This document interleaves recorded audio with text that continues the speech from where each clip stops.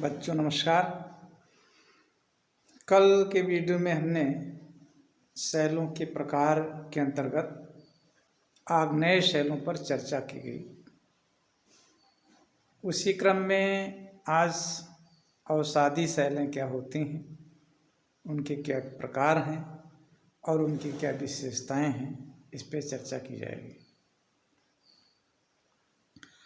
अवसादी जैसा कि शब्द से स्पष्ट है, अवसाद से बना है और अवसाद कहते हैं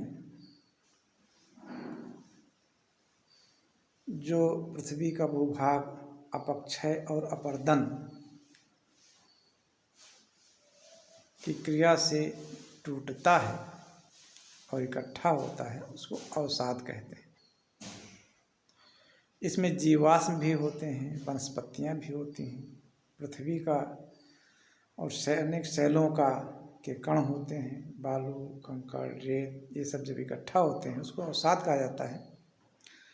और यही अवसाद कालांतर में दब करके उसकी अनेक परतें बनते बनते जब काफ़ी दबाव पड़ता है तो दबाव के कारण वो ठोस हो जाती हैं और अवसादी शैलों का निर्माण होता है। इस प्रकार से अवसादी शैलें बनती हैं। अब इन शैलों की क्या विशेषताएं हैं? जैसा कि आपने आग्नेय शैलों के बारे में पढ़ा था, आग्नेय शैलें काफ़ी कठोर होती हैं, लेकिन अवसादी शैलें मुलायम होती हैं।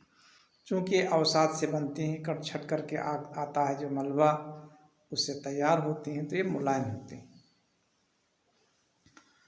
दूसरी बात, आग्नेय शैलों में कोई भी जीवाश्म नहीं पाए जाते हैं, लेकिन अवसादी शैलों में जीवाश्म और वनस्पतियाँ मिलती हैं। स्थान स्थान पर जीव जंतुओं के अवशेष और वनस्पतियाँ हमको देखने को मिलती हैं। ये दूसरी विशेषता है। तीसरी विशेषता, ये रंध्रयुक्त होते हैं, छिद्रयुक्त होती हैं, इनमें जल आसानी से सोख जाता है। अवसादी शैलों में ऐसा नहीं होता है, कठोर होती हैं, रंध्रयुक्त नहीं होती हैं। तो इस प्रकार से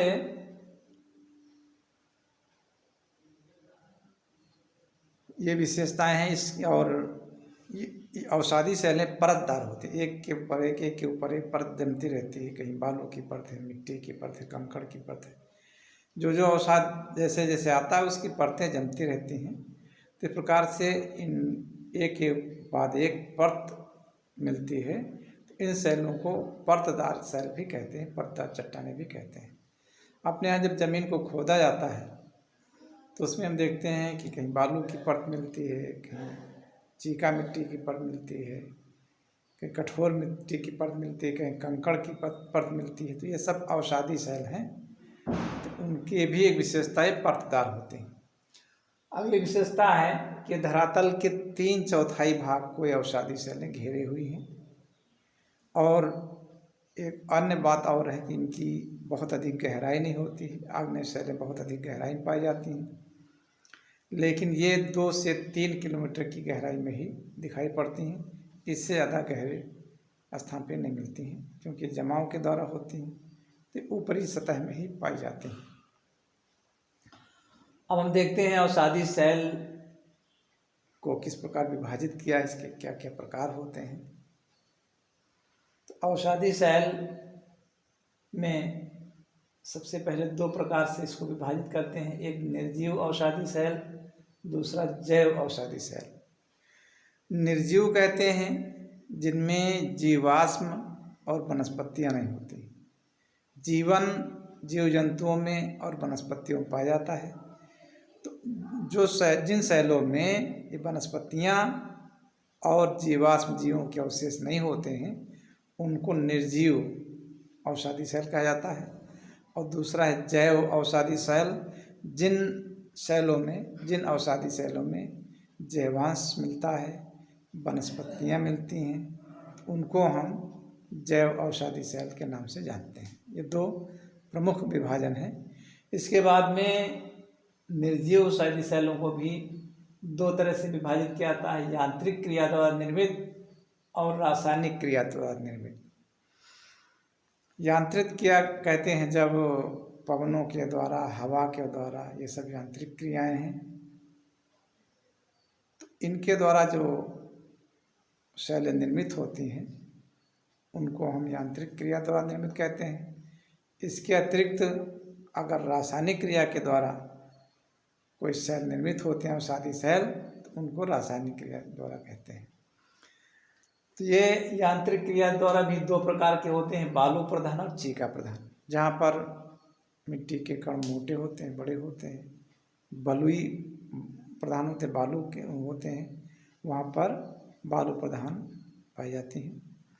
इनमें चूने का पत्थर, खड़िया नहीं, बालू प्रधान में जहाँ पर बालू के कण अधिक होते हैं।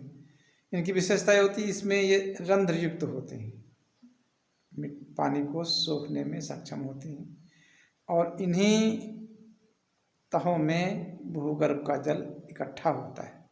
अगर हमें भूगर्भ से जल प्राप्त करना है बोरिंग के माध्यम से, ट्यूबवेल के माध्यम से, तो हम इन्हीं परतों से छान करके पानी जाली डाल करके और ऊपर खींचते हैं। तो ये बालू प्रधान परतें होती हैं, इनको बालू प्रधान कहा जाता है। दूसरी वे होती हैं जो चीका प्रधान होती हैं, कठोर होती हैं, ये रंध्रयुक्त नहीं होती हैं। इनमें जल की मात्रा सोखती कम है, इकट्ठा रहती है, कठोर होती हैं, चिकनी मिट्टी युक्त होती हैं। तो इस प्रकार से दो प्रकार की शैलें हुई, बालू प्रधान और चीका प्रधान। अगला है रासायनिक क्रिया द्वारा निर्मित। रासायनिक क्रिया द्वारा निर्मित वही शैलें होती हैं आग्नेय शैल, जैसे कहीं झीलों में जब वाष्पीकरण के द्वारा जल अवशोषित हो जाता है, ऊपर उड़ जाता है, वाष्पीकृत हो जाता है, तो अगर खारे झील है तो उसमें खारा नमक की चट्टानें मिल जाती हैं, इनको तोड़ के हम निकालते हैं। तो ये सेंधा नमक, लाहौरी नमक, ये सब एक प्रकार से रासायनिक क्रिया द्वारा निर्मित औषधि शैलें हैं।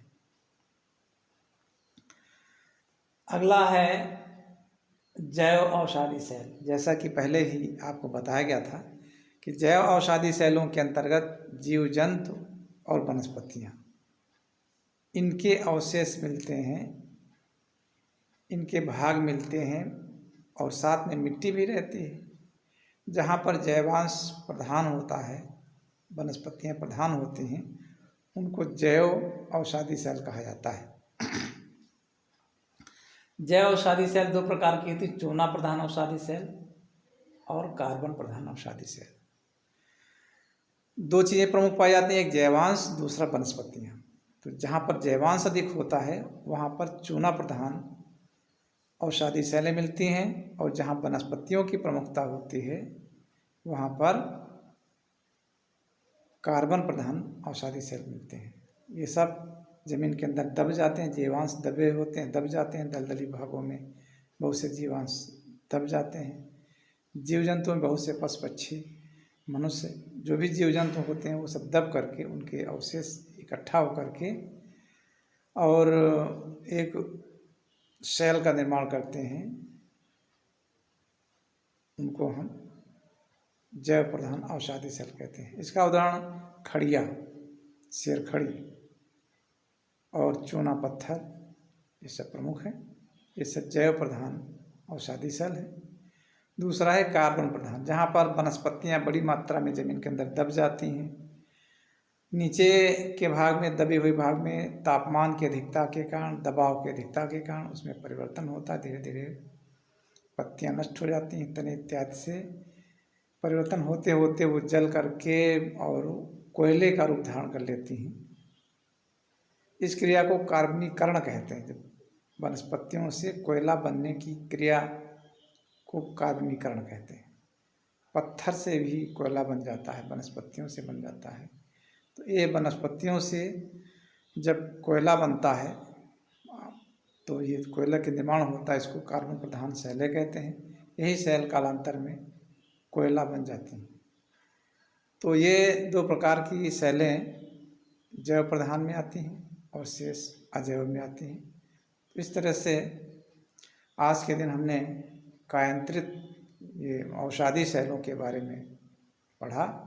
आगे हम कायांतरित शैलों की भी चर्चा करेंगे अगली वीडियो में। आज के दिन बस इतना ही। धन्यवाद।